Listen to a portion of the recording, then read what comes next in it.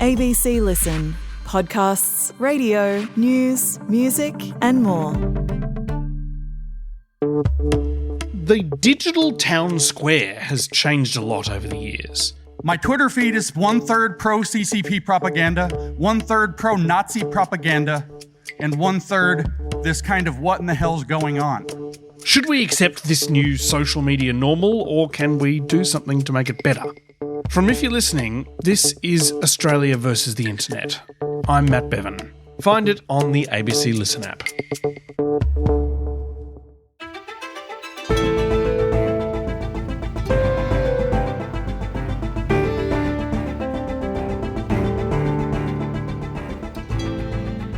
We were told time and again cost of living was the biggest issue for voters at the election.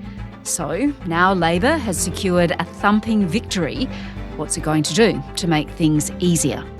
Today, Chief Business Correspondent Ian Verrender on what to expect over the next 3 years and why the Trump factor could change everything. I'm Sam Hawley on Gadigal land in Sydney.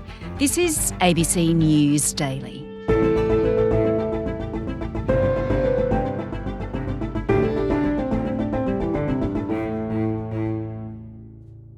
Ian, it's been a resounding win, of course, for the Labor Party, and I'm guessing over the next 3 years, voters will be really hoping that financially they'll be better off. Well, Sam, I guess, elections are really about hip pocket issues, and there's been no bigger hip pocket election, I think, in living memory because of the inflation spike that we had, the cost of living crisis that we had. A lot of people were doing it extraordinarily tough, and I think everybody would be hoping that they would be delivered somewhat from the pain that's been heaped upon them in the past couple of years. So absolutely, yeah, I think people are hoping for a better time ahead. The hard work will continue today. We've engaged in a way that's clear, that's forward-looking, that made not just a case that we had been a good government in getting inflation down, wages up, interest rates starting to fall, employment growing. We also had an effective offer going forward as well. Well, with Labor about to begin its second term, let's look at where the economy stands right now and then what to expect going forward. Things are getting better, aren't they? Inflation is still tracking in the right direction. Well, it is. In fact, inflation has come right down, and it's now within the Reserve Bank comfort zone of between 2 and 3%. New inflation data shows the pace of rising prices is slowing. This is a powerful demonstration of the progress that Australians have made together under Labor on inflation and on the economy more broadly as well. What they are looking at the moment is that it has come off. It's decelerated at a faster clip than they probably anticipated last year. Things have improved, and it came about very late in the election cycle for the government. But what we've seen is an increase in wages, and wages growing at faster than inflation. We're seeing interest rates coming down. We've had one rate cut so far, and we're pretty much certain to get another one the next time the Reserve Bank meets in the next fortnight or so. And we're hoping for a few drops though, right? There have been some predictions there will be quite a few this year now. Probably around 4. They have been reluctant to cut rates more than most other central banks. And I think they can now see that they not just are comfortable enough to do it, but they probably have to do it to ensure that they don't leave it too late and we end up in trouble. All right, so inflation's starting to come down, rates are also coming down. And of course, Labor, during the election campaign, also offered some tax relief. Remind me what we'll get now that it's been re-elected. Yeah, look, it's not a huge tax relief package. It's kind of cleverly targeted in some ways because it's at the very lower end of the tax base. So the lowest tax band, which was, I think, 15%, it comes down to 14%. That applies to everybody. Now, if you're on a low wage, that's, reasonable money in your pocket. If you're on a relatively high wage, it tends to have less of an impact. I mean, I think the average benefit for somebody, on around about a bit over $48,000 a year. I think you end up with about $268 in the first year, 26-27, and then the following year it's about $536. So, you're talking about minimal amounts of money per week or fortnight when you get paid. Look, this does deliver the tax cut to every single Australian, all 14 million workers. So that makes it fairly expensive from a budgetary perspective. Yes. I think it's about $17 billion all up over the forward estimates. Yeah. It's a lot. And that's in addition to the $10 billion in commitments that the Labor Party took to the election. It seems like a lot of money when the budget is actually in deficit. Well, at some stage or another, there's going to have to be some kind of reckoning about our fiscal situation, about what do we do about this. You really need to kind of have a strategy where you have, over the longer term, where you have a balanced budget. So, you rack up deficits when times are tough, and in good times, you try and sock some money away with surpluses and get those debt levels down. We do hear calls a lot about large-scale changes that are actually needed, to the tax system, to programs like the NDIS, which has really blown out in terms of cost. Do you think this new Labor government will address any of that? I think, both sides of politics have indicated that they want to try and nobody wants to get rid of the NDIS, but they do want to limit the cost blowouts. And I think that's, an obvious way to go about trying to limit government spending. But I don't think I've ever heard of any group coming out and saying, look, we've got a bit of a budget problem here and, national debt is blowing out. I think I'd like to pay more tax here so that we can fix this situation up. But so we are going to have to come to some kind of reconciliation there with, if you want to get the budget back into some kind of a balanced position, someone's going to have to pay more, or someone's going to have to lose quite a lot when it comes to spending. And nobody ever wants to do that. It's a painful thing to do as a politician.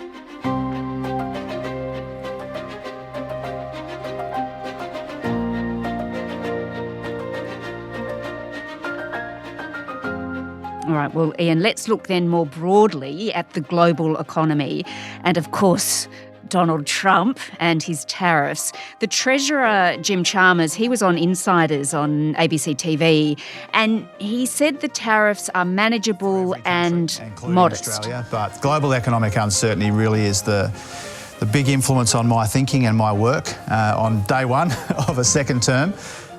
Is that about right? They are for Australia into America. We don't export a hell of a lot to America. It's nowhere near our biggest trading partner. China's our biggest trading partner. If we were completely cut off from America, we could probably find other markets for our produce. I mean, some of the statements that have come out of the White House and the administration about how criticising Australia because, they buy our beef but we don't buy their beef. Well, why would we buy their beef in the first place if we're exporting beef? We export beef because we've got more than we need, So it's kind of a ludicrous argument. But broadly speaking, I think the global situation that is facing this government, and wouldn't matter which party had won, this is going to be the defining challenge of its term in the next couple of years. Yeah, and that goes to China for us, doesn't it? We've discussed this before, this massive 145% tariff on Chinese goods entering America, that really matters to us. Are we seeing any impact from that already, Ian? We're not at the moment. No. China certainly is seeing the impact. There's been a decrease in economic activity in China, and particularly some of its factories are really hurting at the moment. There's been some numbers out just in the past week or so that have indicated, a fairly significant downturn. You've seen shipping between China and America in chaos, really, and ships not loading up and not delivering to American ports because it's simply not worth their while to deliver goods there with those kind of tariffs. So the impact that we might see in the short term is that it might be beneficial for Australia because we'll see an increase in cheap goods coming into Australia. That's not going to affect us or our economy overly, because we don't have a lot of manufacturing industry here. So we could end up with lower inflation as a result of that. The secondary impact could be that if China decides that it needs to keep its economy running, and the only option it has to do that is to really spend a lot on stimulus, we might be a beneficiary from that because we would be delivering more raw materials to China as a result. So it's really difficult to figure out what the impact is going to be. It really depends on how China reacts to this. But, I think there's actually a much broader issue here that really hasn't been discussed, and that is this whole move by the Trump administration is really about breaking ties with China and decoupling from China. And that puts us in a pretty awkward situation from a social, political and economic perspective. Whose side are we going to take in this ongoing battle? Now, Donald Trump is saying that he's going to strike some kind of a deal with China where he, offers much lower tariffs. But even if those tariffs are reduced to 50%, that is a huge shift and a huge change. And it clearly indicates that America doesn't want to do business with China anymore. And, where does that leave us? Do we continue to have China as our major trading partner? Can we maintain that dual relationship with trade with China and diplomacy and defense with America? And I think that's going to be the defining issue. But surely, if there are two major trading blocs, we have to side with China, right? It's our biggest trading partner. Is there an alternative to that? Not at the moment, no. Way back when Barack Obama was the president, he had discussions with, I think it may have been Malcolm Turnbull actually, where he suggested that Australia stop selling iron ore to China. And, Mr. Turnbull said, well, are you going to buy it from us? So this kind of attitude has been bubbling away there within America for quite some time. And who knows where this is going to go, but clearly we're going to see a lot more global instability from not just an economic perspective because of tariffs, but diplomatically as well. And, there will be pressures brought to bear on Australia, how we cope with that and how we manage it. And if the Chinese economy does decline, growth declines, that does lead to a decrease in Australia's economic output too, doesn't it? So is there anything this newly elected Labor government can actually do to protect us, to stop any economic downturn here? I wouldn't think we'd have enough firepower to be able to completely insulate the domestic economy from a massive downturn in China, and where China really started to hurt, and to the point where even its own internal stimulus wouldn't prop up the Australian economy. So, there's nothing that we could really do to counter that impact.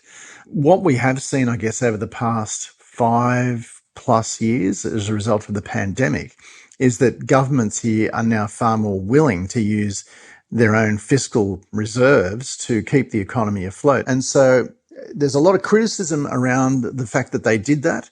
But if they hadn't done that, we would have seen a much bigger spike in we saw unemployment drop.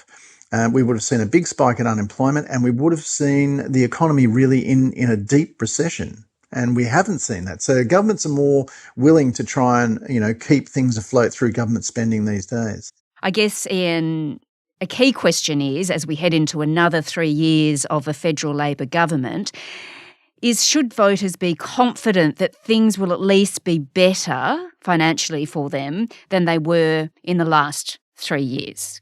Can we confidently say that? Yeah, look, if we were just operating as though the world was going on as it has done for the last 50 years, I would say yes, because we're seeing inflation coming down, we're seeing wages growth. But hanging over the top of all of this is this complete and utter chaotic uncertainty, this shambolic administration in Washington, and we do not know what the end result is going to be. And that could end up really derailing any kind of economic recovery that we possibly could hope for. It's all totally up in the air in the moment. I think that situation globally, and that polarisation now between, we've got Washington on one side and Beijing on the other, that is going to be the defining issue for this term of the Labor government. Ian Verrender is the ABC's chief business correspondent. This episode was produced by Sydney Peed and Adair Shepherd. Audio production by Sam Dunn. Our supervising producer is David Cody. I'm Sam Hawley. To get in touch with the team, please email us on ABC News Daily at abc.net.au. Thanks for listening.